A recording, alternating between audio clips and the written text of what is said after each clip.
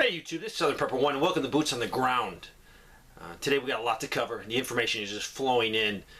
I'm seeing no improvement. I cannot share every story. I try to. It's physically impossible. I would be an hour show every day. But I will tell you that the information's coming in and I'm not seeing any bright spots. It's sad to say. I'm hoping there will be some soon, but I'm not seeing any. But let's get right into it. Yesterday, my wife and I went shopping at the local Kroger here in northern Knoxville, where we started to see shortages never experienced before. The deli department had empty slots for meat. I asked the deli clerk if they were having problems receiving products, and she confirmed it. In the dairy case, there was a shortage of cottage cheese, numerous empty shelves. The meat department also had some empty area, and the chicken cooler was empty. My personal observation is prices are escalating while products are disappearing. This is a report, Interstate 80 East and West. The truck stops, earlier they said that there was definitely not as much traffic from trucks, RVs, and campers, but recently they've seen definitely uptick in that and more traffic, so that's actually a good report. Also, most of our local grocery stores, Walmart, Tractor Supply, Harbor Freight, etc., Lowe's, are all currently stocked to the gills with items, but prices continue to increase. No major shortages of any item in any of the stores that have recently checked out in the past 3 weeks now. So, that's a good report. They went to Popeyes. This is in Arkansas. The drive-through line had about 7 vehicles, so I figured I would just park and go in and order. I got to the door and the sign said dine-in closed due to staff shortages. So they had to go back in, get back in line, and it took them 45 minutes later to get their food. Our little town in southeast Alaska is isolated. And I've been seeing a lot of people with mental health issues and a lot of addiction problems. It's very expensive to get off of our island, therefore most of the folks never do. Recently there was 2 separate stabbings this weekend, one at a local diner, one at a mall. Both were random incidents. Hard to feel safe anywhere anymore. Also, food shortages have been a commonplace here since the pandemic. Most people are just used to it. Our food arrives by barge twice a week. If tourists, fishermen, or others wipe out the stock, you might have to wait until the next week till the next barge comes in. It's clearly getting worse in the areas you keep reporting on. Most locals understand the real reason behind it. It's pretty scary that most aren't prepared and just going about their normal lives. So if you live in an area that they have to bring in by barge, that's even scarier, especially people in Hawaii. If commerce was cut off, you guys would have to go back to whatever you can grow, whatever you have on that island. This person lives in Washington, about 15 minutes from Seattle. Gas is still over $5 a gallon for unleaded, and restaurants often have many items unavailable. For the first time in our local main grocery store there, Safeway, they've noticed 75% holes all over the over-the-counter medicine. They're also saying that they still seen a lot of people wearing masks, so they're sort of obsessed in this Washington state area. Luckily, this person is moving to the south in 30 days. In their area right now, drugs in my area are everywhere. Homeless camps at the playground along with needles and police departments hovering overhead. Every intersection has a drug addict with a sign asking for money. I have lived in Washington all my life, and it's like living in a toilet now. Selling my home and heading south. Thank you for your daily reports. Parents of young children may need a prescription for over-the-counter fever and pain medication due to shortages at some pharmacies. The Toronto Hospital for Sick Children is warning. So basically, you're going to need a prescription for children's liquid, Tylenol, Advil. I'm hearing that the pharmacist has it, but I guess it's in big bottles, and they don't have it for little bottles. So you have to get a prescription, go to the pharmacy, and they'll dispense what you want into a container. Insanity. Also, Minnesota, 15,000 nurses across the state could go on strike. This was yesterday's. A lot of these I did not get to yesterday, so I don't know if they did go on strike, but I think they authorized to go on strike, but they haven't gone on strike. So this is in Minnesota. This would really be detrimental. They're fighting for some rights, better pay, better conditions. Also, another report from Fargo, North Dakota. Crime is getting so bad. We've had 3 overdose deaths in the last 3 days. We have 3 police-involved shootings in the last 3 months. 2 weeks ago, we had 3 separate gunshot events during the weekend. Crime is escalating because people are stressed or people don't have what they need to get by. Continuing with Fargo, North Dakota. Aldi's increased their price of their common frozen pizza another 12%. Now it's up 25% in the last 6 months. They also mentioned about the road construction project. I've talked about this one project. When the bids came in March, they were 40% over estimates. So North Dakota Law says they have to be rejected and try again. The lowest bid in March 2022 was $16.6 million. So they changed some stuff, extended the deadline, gave the workers more time to do the work, and they put it out again for bids. And in June, it came back even higher, $3.3 million higher, or 20% higher. So by waiting and not doing a project, it's not saving cities, towns, counties any money. Plus, the city had to go ahead and spend hundreds of thousands of dollars to patch and fix some of these roads that were terrible. So it is a no-win situation. This person is in South Central Pennsylvania. Shopping here is depressing. I went to the local Giant store this week. No peanut butter, almost no sugar. Eggs were very poorly stocked. The deli counter didn't have a lot of products in it. All the staff looked very busy and was focused on the task at hand, but not friendly, as in the past. I felt for them. Pray for our country and the boots on the ground. Thank you. This is Deep South Texas, next to the Gulf. Went to Walmart midday. All the shelves were fully stocked. HEB, I guess it's a store, all their shelves were well stocked, but prices are up by 35% at minimum. Some prices have doubled in the last year. I don't buy Walmart produce. It never looks good. I only buy produce at the Sprout Markets or HEB. We raise large dogs, have trouble getting the Iams puppy large breed food. Even Chewy's is short on supply. My husband went to the emergency room to have some stitches taken out that he had gotten 2 weeks prior.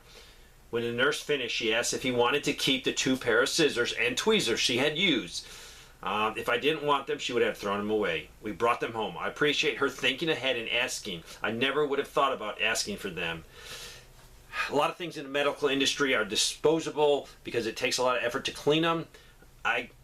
You can put this as a prediction, I think, in years, in very short time, that a lot of things that we have thrown away over many years is going to come back and haunt us. I think anytime you can use something and recycle it, take that opportunity. Act like they did during the Great Depression. Nothing was thrown away. We went to Fuddruckers. It's a hamburger place to eat last evening. Restaurant was closed with a sign on the door, out of hamburger and supplier on strike. So one thing is being out of hamburger, but when your supplier is on strike, it is a no-win situation for a restaurant. Went into my local Pizza Hut today in Manning, South Carolina, and ordered the big dinner box. I ordered the exact same pizza and boneless wings the last time a few months ago. It cost me $28 last time. It cost me $22 last time. This time it cost me $28. So a $6 increase in just a few months. This is Illinois Walmart.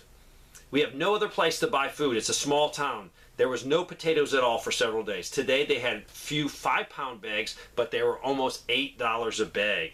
Also, 4 pounds of sugar now is $2.76.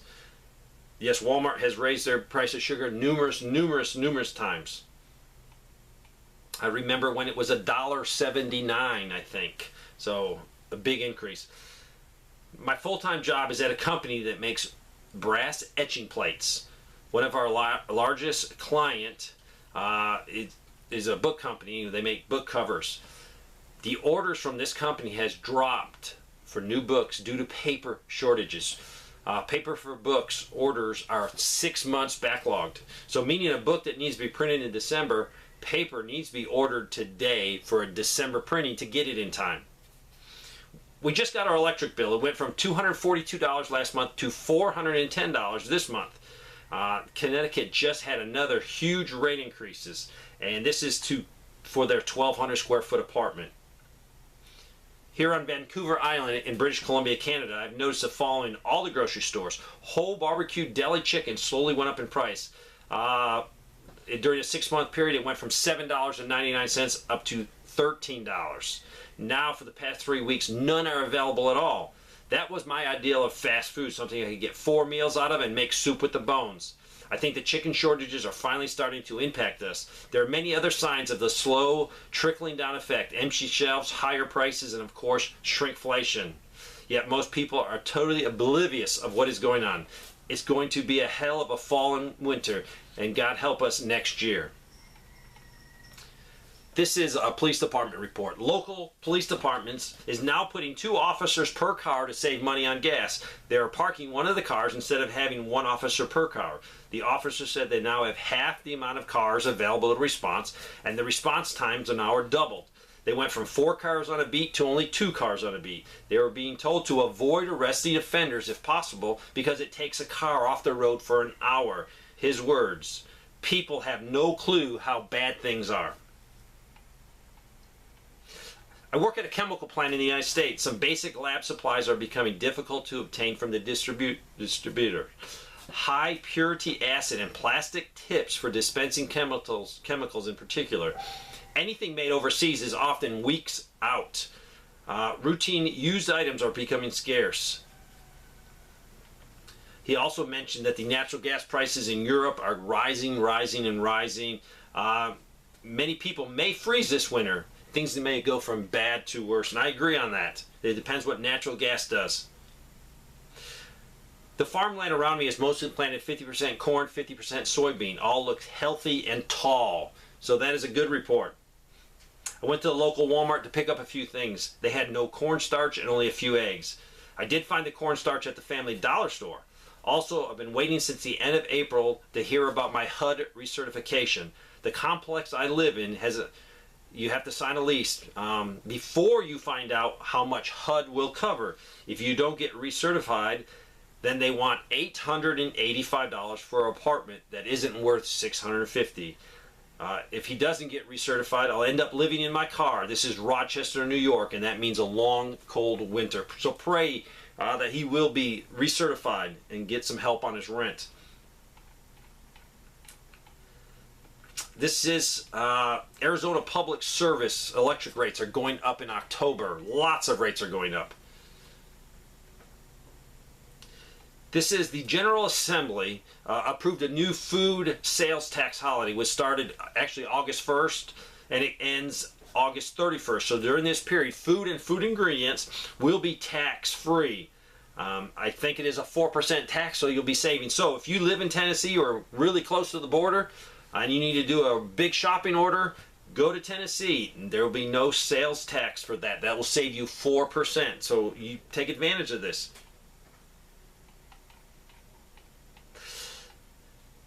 I decided to follow your daily alerts about 8 weeks ago. Thank you. I'm a low-income retired senior from Idaho.